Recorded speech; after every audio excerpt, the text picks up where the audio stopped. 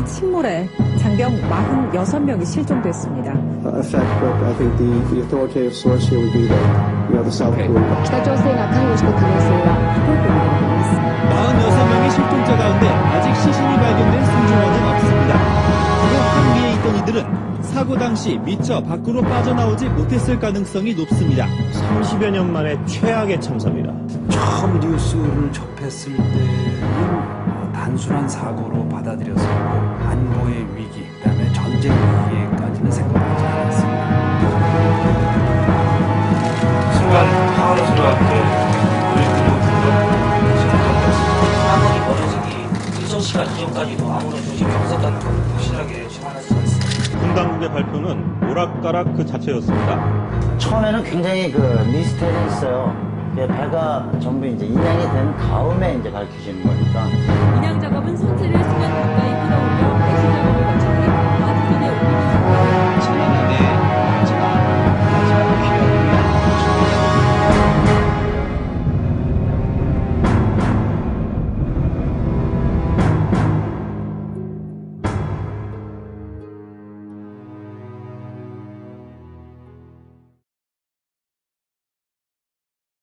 (2010년 3월 26일) 밤 천안함의 승조원들은 닥쳐올 비극을 모른 채 평온한 일상을 보내고 있었습니다.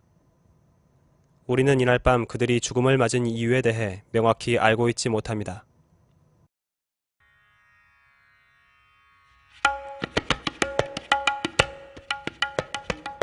그들이 탄 배는 남북이 대치한 백령도 인근에서 침몰했습니다.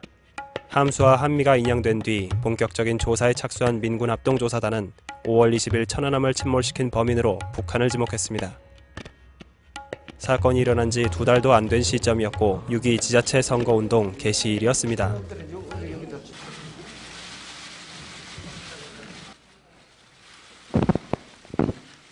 천안함은 어뢰에 의한 수중 폭발로 발생한 충격파와 버블 효과에 의해 절단되어 침몰되었고 무기 체계는 북한에서 제조한 고성능 폭약 250kg 규모의 어뢰로 확인되었습니다. 합조단의 결론은 이렇습니다. 백령도 서쪽에서 경비 중이던 천안함은 9시 22분경 한미 해군 레이더망을 피해 잠입한 북한 잠수정에 의해 기습당합니다. 이 연어급 잠수정이 쏜 중어뢰가 천안함 가스터빈실 아래에서 폭발해 버블 효과 물기둥을 일으켰고 천안함의 허리를 쪼갰다는 것입니다. 그러나 합조단의 결론은 곧바로 숱한 논란을 일으켰습니다. 가장 지금도 설명이 되지 않는 부분이 스크류 부분입니다. 상당히 심각하게 손상되어 있습니다. 그러니까 S자 형태로 되어 있습니다. 두 군데에서 다량의 흡착 물질을 채집하였습니다. The sample contains aluminum 203. Oxygen intensity should be much weaker than aluminum. The ratio should be 0.23. Very different from the value. 이에 도면은 북한 어뢰의 설계 도면으로 어뢰 설계도가 잘못 제시된 것은 저희가 명확하게 증거를 갖고 있었어요. 그걸 비교해 보면 같은 어뢰 설계도가 아니라는 것은 누구나 다 알 수 있습니다. 21시 45분경 21시 30분에 21시 22분에 발생 시간과 장소가 아직까지도 확정이 되지 않은 것이고 백색 섬광 기둥을 관측했다는 진술 내용 등은 물기둥 현상과 일치하였습니다. 누구도 물기둥을 본 사람이 없어서 물기둥 없이 어떻게 폭발이 가능했는가에 대한 설명이 지금도 없는 상태입니다.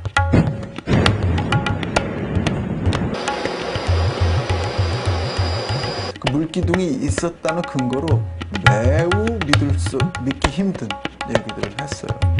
견시병이 얼굴에 뺨에 물이 조금 튀었다라든가.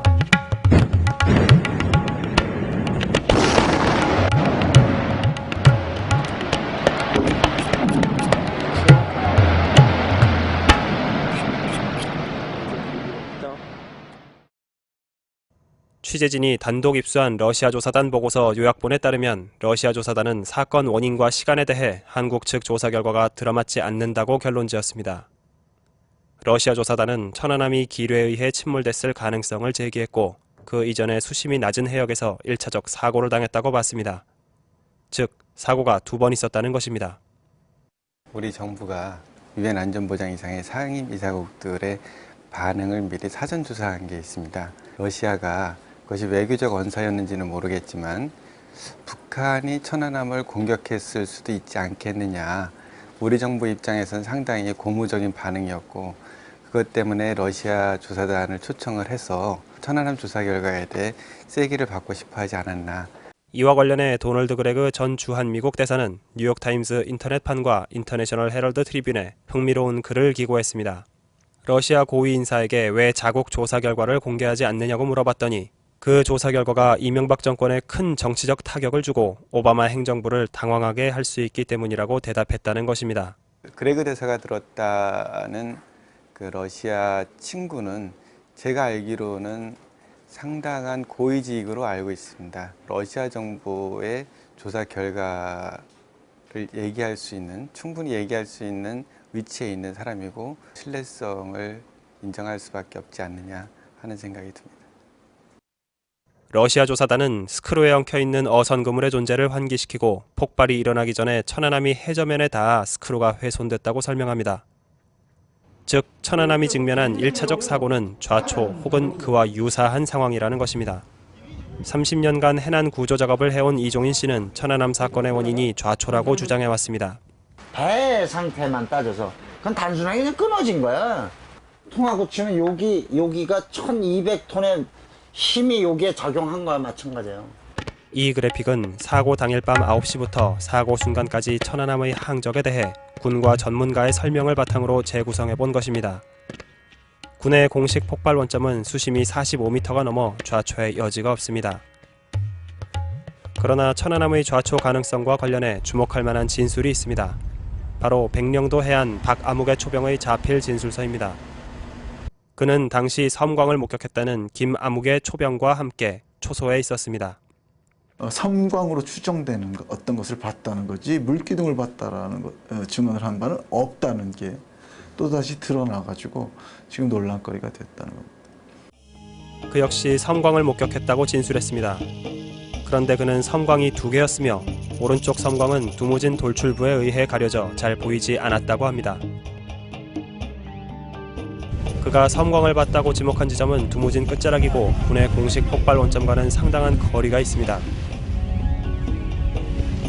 게다가 수심이 얕아 좌초 가능성이 있는 지역입니다. 군의 공식 폭발 원점은 탁 트인 바다라 불빛이 가려질 여지가 없습니다. 합주단의 임의로 북쪽에서 본 걸 남쪽에 있는 폭발 원점에서 일어난 물기둥을 본 것으로 해석해 버렸어요. 그거는 조작입니다. 그의 다음 진술은 더욱 놀랍습니다. 그는 밤 9시 30분경 초소 기준 180도 방향으로 3km 떨어진 지점에서 해군함이 좌초된 초계함을 구조했다는 것입니다.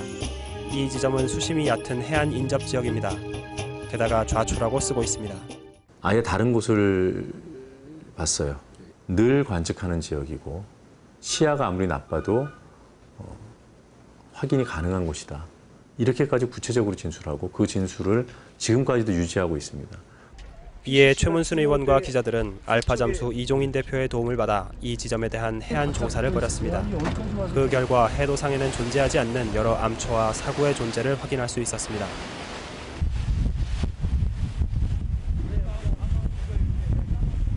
해안 가까이에, 그러니까 백령도 가까이에 해도에 나와 있지 않은 수심에만 있는 그런 암초들이 좀 있고 또 이렇게 겉으로 해도에도 조그맣게 표시되어 있는 겉으로 드러나 있는 암초들이 있습니다. 러시아 조사단은 또 사고 시간과 관련해 뜻밖의 사실을 알려줍니다. 천안함 내부에 설치돼 있던 CCTV의 마지막 촬영 시간이 군 발표와 달리 9시 17분이라는 겁니다. 군은 CCTV가 전류가 끊기기 1분 전까지 녹화되도록 설정되었으며 마지막 촬영 시간이 21분이므로 군의 공식 사고 시각 9시 22분과 일치한다고 발표했습니다. 때문에 CCTV 시간은 군의 주장을 뒷받침해주는 중요한 근거였습니다. 그러니까 CCTV가 끊겼다면 민군합동조사단의 발표대로라면 22분경에 9시 22분경에 끊겼어야 되는 거죠. 마지막 촬영 시간이 21분인지 17분인지는 CCTV 동영상에 찍혀있는 시간을 보면 알 수 있습니다. 대부분의 CCTV는 상황이 벌어진 시각을 정확히 알 수 있도록 화면 어딘가에 정확한 현재 시각이 찍혀 나오도록 되어 있습니다. 그런데 군이 국회 천안함 특위위원들에게 제공한 CCTV 화면 스틸을 보면 어디에도 시간은 찍혀 있지 않습니다. 그 차이가 나는 거는 카메라마다 시계가 내장돼 있어요. 예. 내장된 시계서에 이제 이상이 오차 저장되는 그 컴퓨터가 있는데 컴퓨터상에 이제 미상의 시간 오차. 군 역시 CCTV 화면에 찍혀 있는 마지막 시간이 17분이라는 점은 인정했습니다. 그렇다면 군 설명대로 CCTV가 실제 시간과 오차가 날 수 있는 것인지 전문가에게 물어봤습니다. 몇 프로 안 된다고 말이죠. 22분인데 발생 시점 22분인데 왜 17분밖에 안 되는지는 저도 미스터리네요. 미스테리는 이뿐이 아닙니다. CCTV 시간은 각기 다른 시간대에 끊겼으며 빠른 것은 13분에 끊긴 것도 있습니다. 이게 한 번에 딱 끊겼어야 되는 건데 그 끊긴 시간이 다 다릅니다. 그것이 도저히 좀 이해가 되지도 않고 설명도 잘 되질 않고 있습니다. 감지가 움직임이 감지됐을 때만 저장이 되도록 시스템상 돼 있다. 그렇게 돼 있으려면은 그 허사 있는 데는 계속 17분까지 지켰어야죠.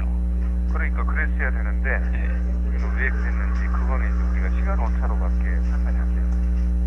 그러면은 디젤 기관실은 13분에 끊겼지만 20분 58초라고 봐야 되는데 이게 13분으로 끊겨 있는 걸로 시간 오차가 되어 있는 거다. 이것도 22분, 이것도 22분, 다 22분에 그 얘기 아니에요.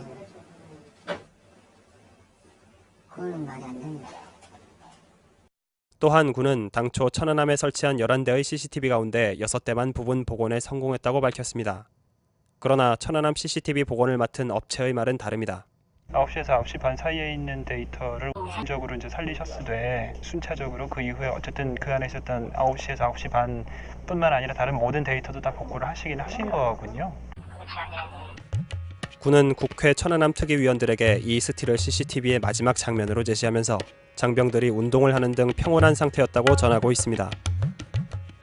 그런데 화면 속에서 순찰을 돌며 5곳에 등장한 A하사의 CC는 한미가 아닌 함수 쪽 자이로실에서 나왔습니다. 스틸 속에서 A하사는 얼룩무늬 군복을 입고 있습니다. 그러나 CC는 검은색 동절기 근무복을 입은 채 발견됐습니다. 스틸 속 장면과 사망 순간 사이에 일정 시간 간격이 있음을 알 수 있습니다. 디젤 기관실에서 근무하던 두 하사의 CC는 각기 다른 곳에서 나왔습니다. 한 명은 그대로 디젤 기관실에서 발견된 반면 다른 한 명은 승조원 식당에서 발견됐습니다. 군은 이 장면이 CCTV에 찍힌 마지막 장면이라고 하면서도 녹화 시간을 뺐습니다. 우리는 이 장면이 실제 천안함의 마지막 순간인지 아니면 9시 13분에서 17분의 상황인지 알 수 없습니다. 또한 이 장면 이후 어떤 상황이 발생한 것은 아닌지도 알 수 없습니다. 부득이 상황일지 원본을 공개하겠습니다. 공교롭게도 이 13분에서 17분은 MBC가 공개한 바 있는 해군 및 해경 상황일지의 최초 상황 발생 보고 시간과 비슷한 시간대입니다. 9시 22분 전에 다른 상황이 있었다면 아무 이상이 없었던 천안함이 어뢰 공격으로 일격에 침몰됐다는 군의 발표는 설득력을 잃어버립니다. 어뢰 공격의 직접 증거인 1번 어뢰는 끝없는 의혹을 받아왔습니다. 폭발 원점을 중심으로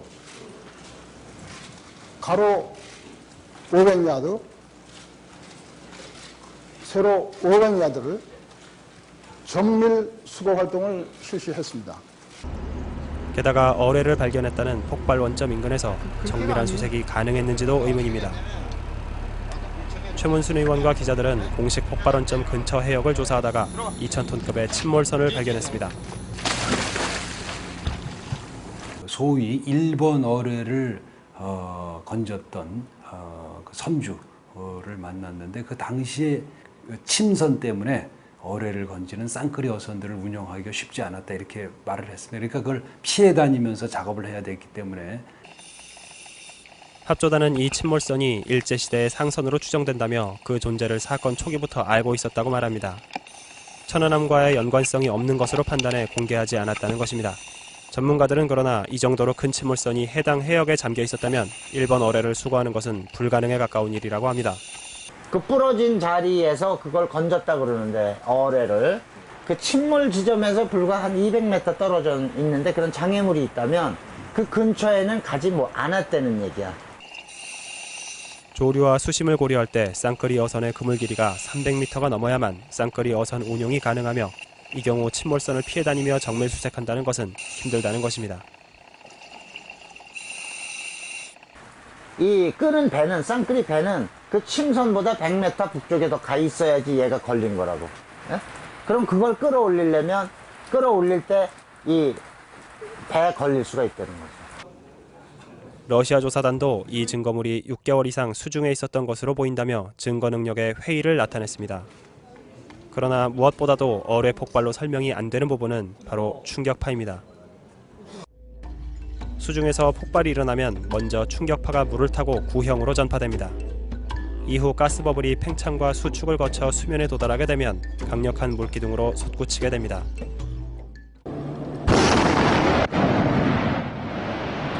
선체를 직접 타격하는 버블제트 물기둥에 대해서는 그동안 많이 알려져 왔습니다.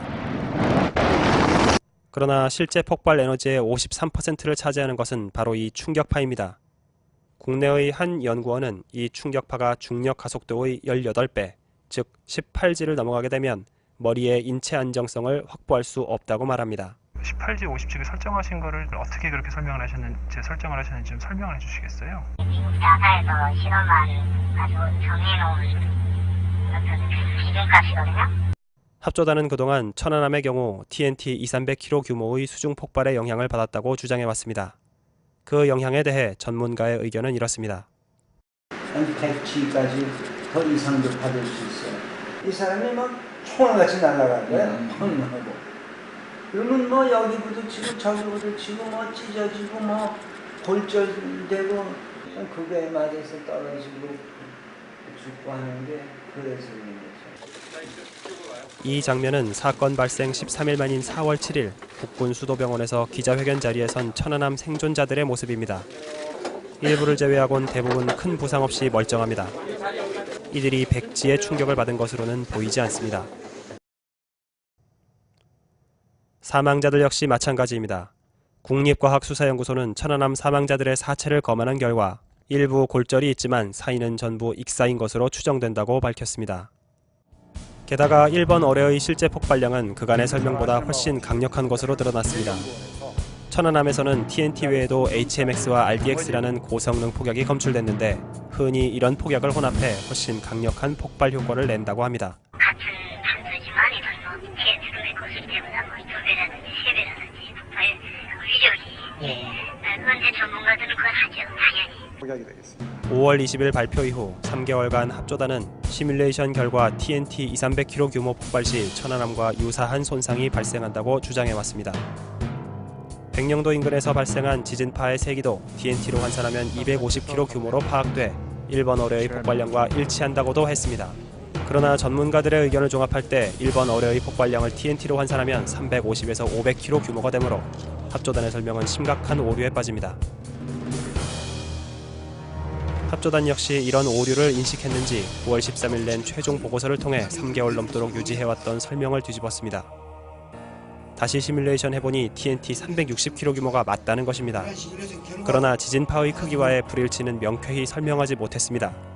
지진파는 합조단이 그동안 사고 장소와 시간을 특정하는 근거로 사용돼 왔습니다. 랠리 빌리 공식은 어떤 자연의 인과관계를 법칙화시킨 것은 아니고 무수히 많은 수중 폭발 실험을 통해서 만드는 실험치의 공식입니다. 그래서 의식복 현상과 맞지 않을 수도 있습니다. 그 어뢰를 쐈다는 북한의 연어급 잠수정에 대해서도 설명이 명쾌하지 않습니다. 군의 설명에 따르면 이 잠수정은 기지에서 사고 지점까지 디귿자 모양으로 310km를 이동해 왔습니다. 이 잠수정의 속도는 시속 5km에 불과해 목표 지점까지 도달하는데 이틀이 걸렸습니다. 그러니까 그 이틀 동안을 와가지고 4m 정도 잠망경을 꺼내가지고 그 잠망경으로 멀리 있는 천안함, 그래도 기동하고 있는 천안함이죠. 그래서 단 한 방을 쏴서 그걸 맞췄다는 겁니다. 그리고 다시 돌아간 거죠. 사실도 아니고 확인된 정보도 아니고 그랬으리라고 추정한다는 것이고요. 들키지도 않고 디귿자로 NLL을 돌아왔을 것이라는 추정. 이것은 무슨 항적이 있고 이런 게 아닙니다. 그냥 논리적 추정일 뿐이에요. 전문가들은 천안함 사건을 미 해군의 아이오아함 사건과 비교하곤 합니다. 1989년 4월 아이오아함 선체의 포탑에서 의문의 폭발이 일어나 47명의 수병이 사망하는 사건이 발생합니다. 해군은 조사 3개월 만에 동성애자인 포병 클레이튼 하트윅이 고의적으로 뇌관을 건드려 폭발이 일어났다고 발표했습니다. 그러나 미 의회는 조사 결과를 신뢰하지 않았습니다. 해군은 사고 직후 현장을 제대로 보존조차 하지 않았습니다.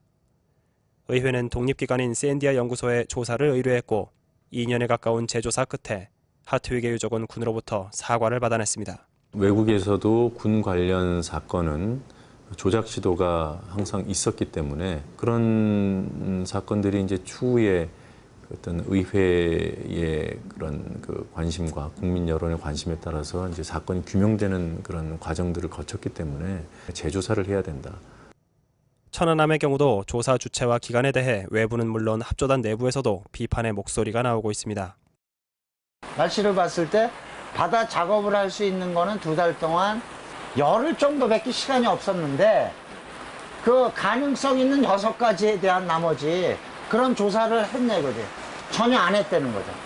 이걸 명쾌히 밝히려면은 사실 장기간을 좀 더 지금 길게 잡아가지고 예산도 좀 투입하고 좀 면밀하게 처음부터 하나씩 다 짚고하는 게 저는 뭐 사실은 맞다고 봤습니다.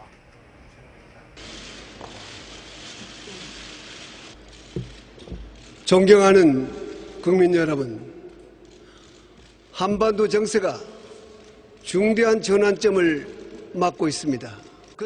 천안함 이후 한미는 대규모 해상 군사훈련을 강행했습니다.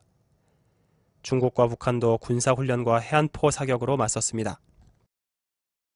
신냉전이라는 표현을 썼었는데 미국이 중국과의 힘겨루기를 계속하는 그 과정에서 천안함 사건이 나버리니까 완전히 한미와 북중 이 동맹 대 동맹의 대결 구조로 들어가 버리면서 한국의 대미 의존 외교는 심각한 부작용을 일으켰고 북한은 급속도로 중국의 영향권으로 편입될 조짐을 보이고 있습니다. 국내 정치적 목적으로 천안함 사건을 활용하다가 중국으로부터 지금 견제를 받을 수밖에 없게 됐고 경제에 불이익을 안게 됐고 이란 제재 동참하라고는 미국의 요구를 거절할 수 없게 됐고 굉장히 어려운 지금 국면으로 빠져들었다고 볼 수가 있습니다.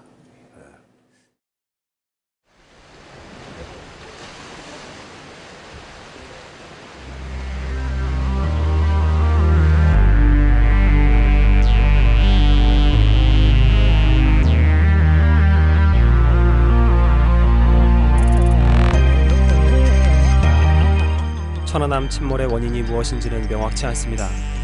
그러나 조사 과정과 정보 공개가 부실했다는 것은 명확합니다. 이 부실한 조사에 한반도의 운명을 맡기기에는 오늘 우리의 상황이 너무 엄혹합니다.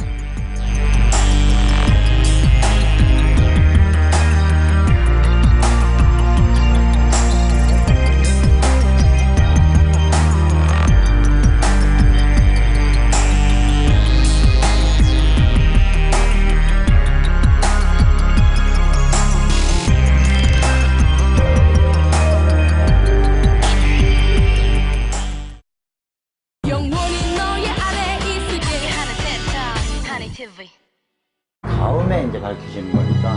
인양 작업은 선체를 수면 가까이 끌어올려 액시 작업을 거친 뒤 마지선에 옮깁니다. 천안함에 마지막 피해를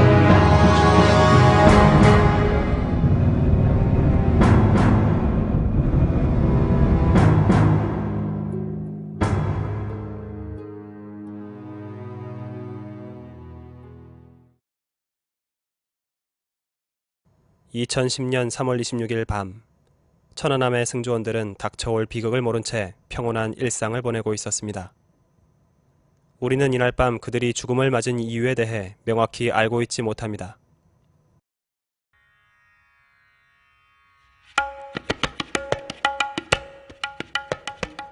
그들이 탄 배는 남북이 대치한 백령도 인근에서 침몰했습니다.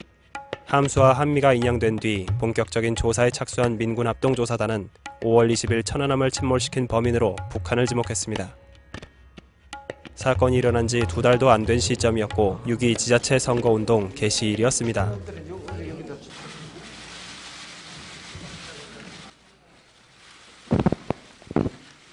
천안함은 어뢰에 의한 수중 폭발로 발생한 충격파와 버블 효과에 의해 절단되어 침몰되었고 무기 체계는 북한에서 제조한 고성능 폭약 250kg 규모의 어뢰로 확인되었습니다. 합조단의 결론은 이렇습니다.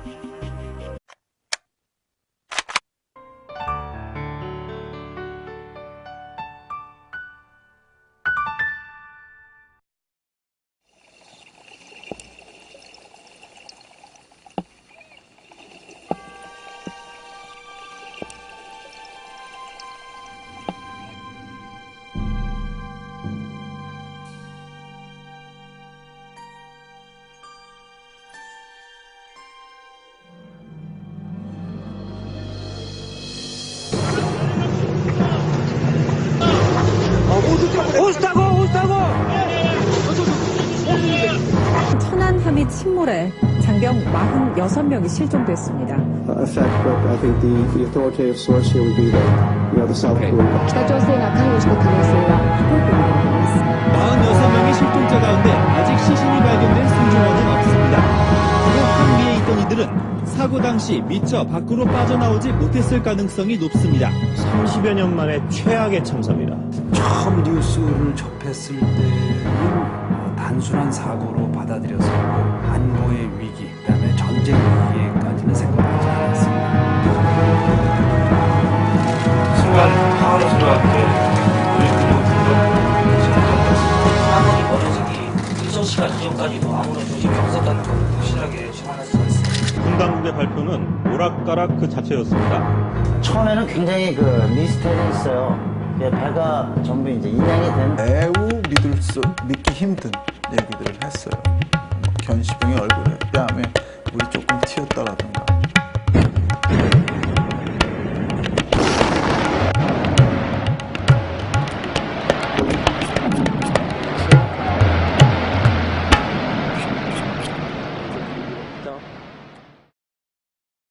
취재진이 단독 입수한 러시아 조사단 보고서 요약본에 따르면 러시아 조사단은 사건 원인과 시간에 대해 한국 측 조사 결과가 들어맞지 않는다고 결론지었습니다. 러시아 조사단은 천안함이 기뢰에 의해 침몰됐을 가능성을 제기했고 그 이전에 수심이 낮은 해역에서 1차적 사고를 당했다고 봤습니다. 즉, 사고가 2번 있었다는 것입니다. 우리 정부가 유엔 안전보장이상의 상임 이사국들의 반응을 미리 사전 조사한 게 있습니다. 러시아가 그것이 외교적 언사였는지는 모르겠지만 북한이 천안함을 공격했을 수도 있지 않겠느냐. 우리 정부 입장에서는 상당히 고무적인 반응이었고 그것 때문에 러시아 조사단을 초청을 해서 천안함 조사 결과에 대해 세기를 받고 싶어 하지 않았나.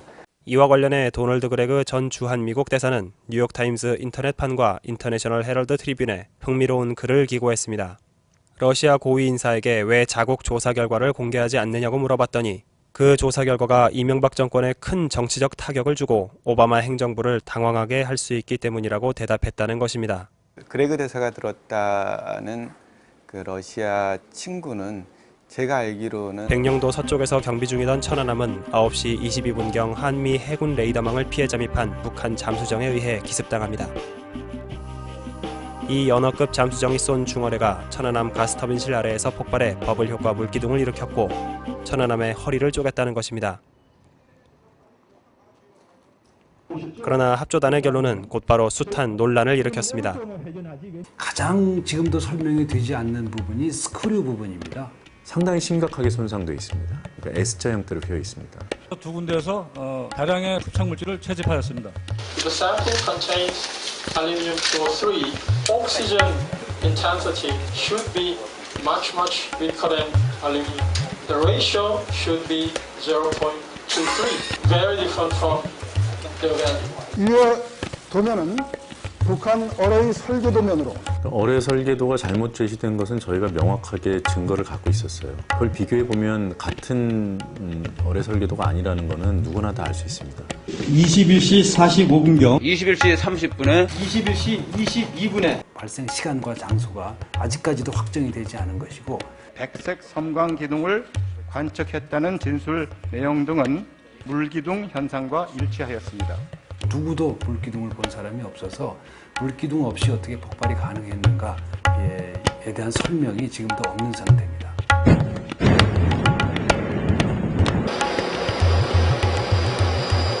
그 물기둥이 있었다는 근거로 상당한 고위직으로 알고 있습니다. 러시아 정부의 조사 결과를 얘기할 수 있는, 충분히 얘기할 수 있는 위치에 있는 사람이고 신뢰성을 인정할 수밖에 없지 않느냐 하는 생각이 듭니다. 러시아 조사단은 스크루에 엉켜있는 어선 그물의 존재를 환기시키고 폭발이 일어나기 전에 천안함이 해저면에 닿아 스크루가 훼손됐다고 설명합니다. 즉 천안함이 직면한 1차적 사고는 좌초 혹은 그와 유사한 상황이라는 것입니다.